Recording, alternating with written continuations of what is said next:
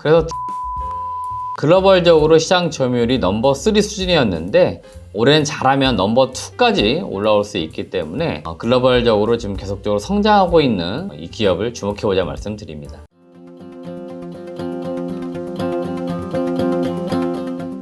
안녕하세요. 반갑습니다. 그로스 리서치 이재모입니다. 저희 그로스 리서치에서는 여러분들의 투자 수익을 위해서 직접 발로 뛴 기업 탐방에 대한 정보를 제공해드리고 있습니다. 저희 그로스 리서치 홈페이지 또는 텔레그램 채널에 들어오시면 누구나 무료로 저희의 탐방 보고서를 보실 수가 있습니다. 아울러 저희가 멤버십 구독 서비스도 진행 중에 있습니다.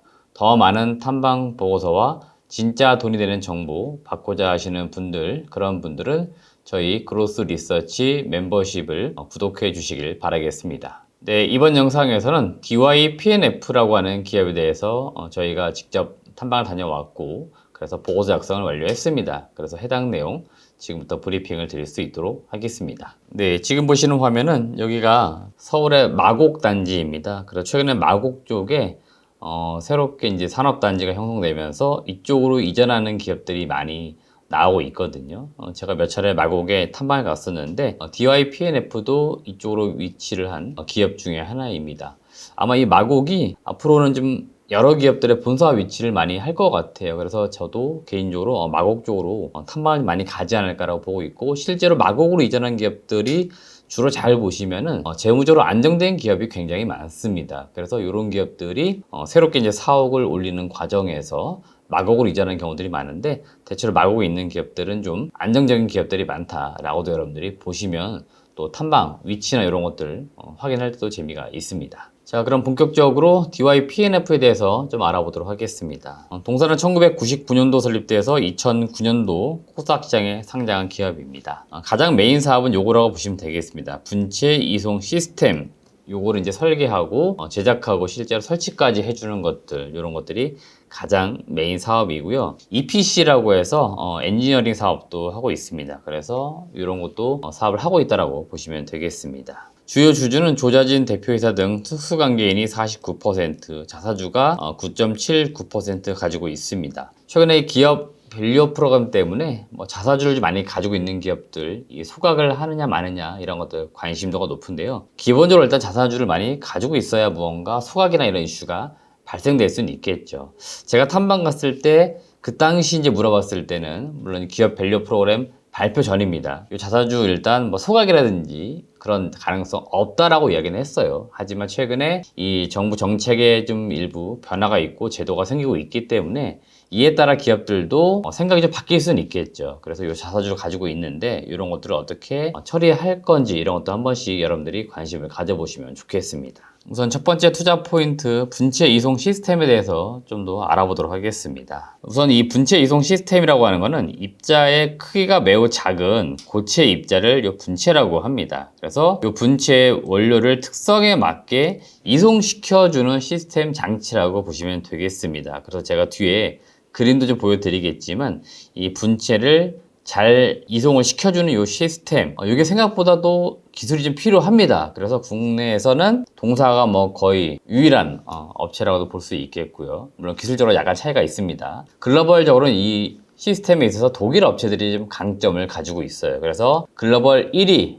이 업체는 거의 넘사벽입니다. 그래서 글로벌 점유율 한 70% 이상을 가지고 있고, 실제로 2위 업체도 독일 업체인데 지금 DYPNF가 굉장히 많이 점유율이 올라오면서 거의 2위와 3위의 점유율 차이가 없을 정도이고요.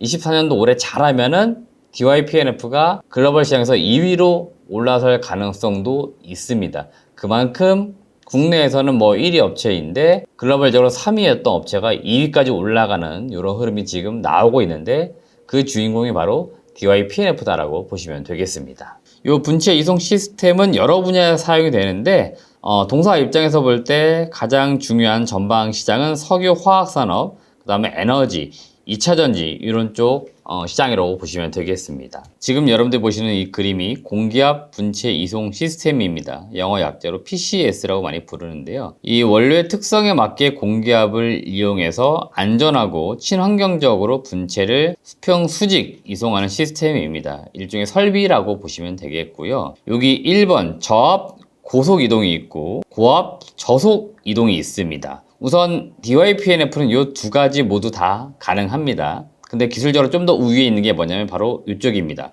고압 저속 이동인데요. 이 저압 고속 이동 같은 경우에는 잘 깨지지 않는 원료에 적합합니다. 그래서 밀가루, 설탕, 시멘트, 플라스틱, 여기 보시면은 대체로 우리나라에서도 밀가루 만드는 업체가 있고요. 설탕을 만드는 업체, 시멘트 만드는 업체들이 있습니다.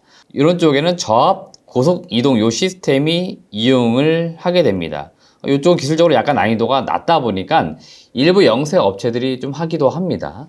근데 이 고압 저속 이동 시스템 위쪽으로 오게 되면은 잘 깨지는 원료에 적합합니다. 그래서 규사, 카본 블랙, 레진, 세라믹 주로 이제 좀 더 고차원적인 산업에 쓰이게 되는 거죠. 그래서 석유화학이나 에너지 쪽, 2차전지 이런 쪽에 쓰이게 되는 겁니다.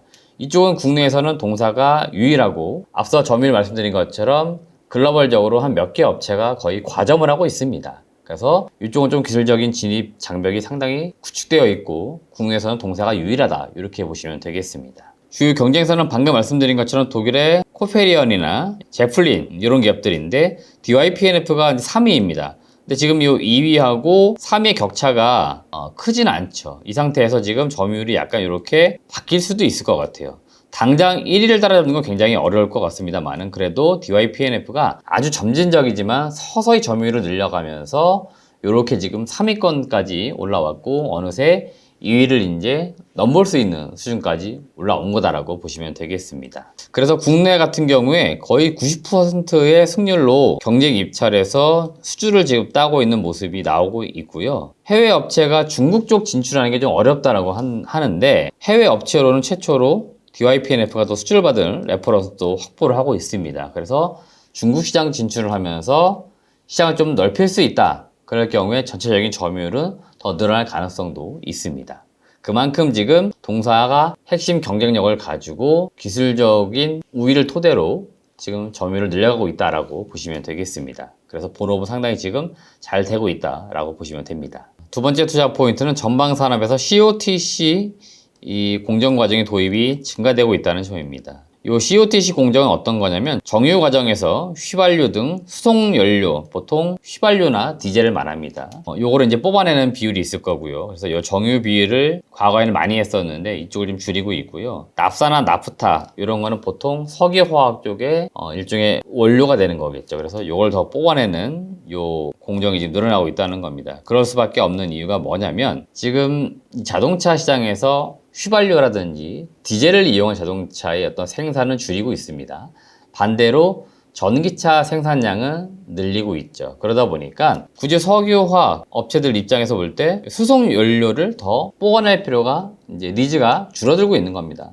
반면에 그럴 바에는 이 원유를 가지고 납사나 나프타 이런 것들 더 뽑아내야겠다. 이렇게 지금 니즈가 바뀌고 있는 겁니다. 그렇기 때문에 이 분체 이송 시스템 사업자의 경우에는 연료 생산이 아닌 2차 석유화학 제품을 생산하는 과정에 들어가는 설비를 해주는 거기 때문에 전방 산업의 변화로 인해서 수주 물량이 더 증가될 수 있다는 점, 이런 점이 장점이 되는 겁니다. 그렇기 때문에 동사 입장에서 이 COTC 공정이 전방 시장에서 더 도입이 많이 된다.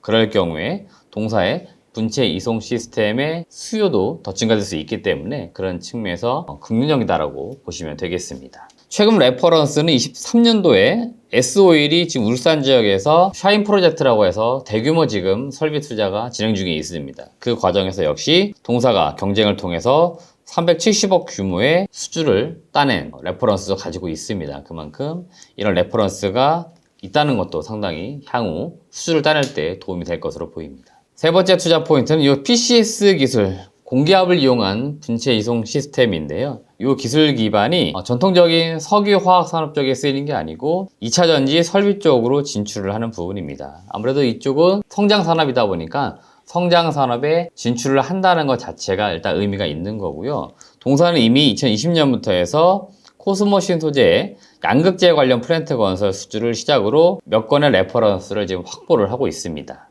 그 레퍼런스를 보여드리면은 2020년부터 22년, 23년 이렇게 꾸준히 지금 레퍼런스를 쌓고 있고요. 양극재뿐만 아니고요. 폐 배터리 설비, 전구체 등 2차전지 그 어떤 생산 공정에 있어서도 다양한 공정 라인에 지금 레퍼런스를 쌓고 있습니다. 그래서 향후에 좀 더 수주 확보가 늘어날 것으로 보이고 있기 때문에 2차 전지 시장으로 진출하는 부분도 우리가 주목해 보자는 말씀을 드립니다. 동사 실적 추이 및 전망 말씀을 드리겠습니다. 우선 2023년도에는 매출액이 1,440억, 영업이익 83억으로 흑자전에 성공을 했습니다. 20년도 지금 실적이 나와 있지는 않지만 21년도 실적이 영업이익이 급감을 했습니다. 과거에 영업이익이 잘 나올 때는 300억대, 200억대 나왔다가 21년도, 22년도에는 적자를 기록을 했습니다. 그러다 다시 이제 흑자로 돌아섰는데 결국 연간 단위를 보시면 이렇게 내려왔던 실적이 조금씩 올라가는 거고요. 24년도에 이렇게 실적이 좀 더 올라간다라고 보시면 되겠습니다.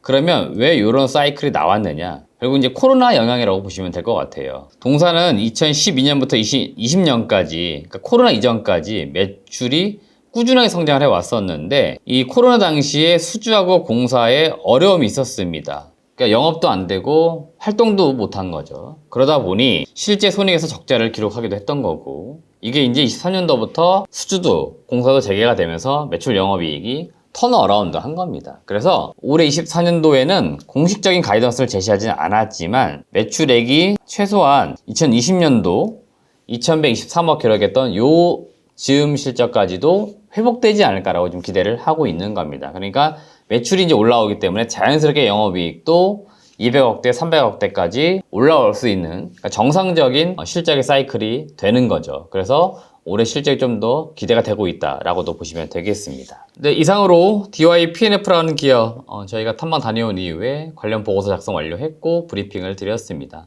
해당 보고서는 저희 홈페이지나 텔레그램 채널에 올라와 있으니까 좀 더 꼼꼼하게 읽어보시고요. 향후에 나올 만한 수주라든지 뉴스 이런 것들도 체크하시면서 여러분들이 투자하셔가지고 성공 투자하시길 바라겠습니다. 시청해주신 여러분 고맙습니다.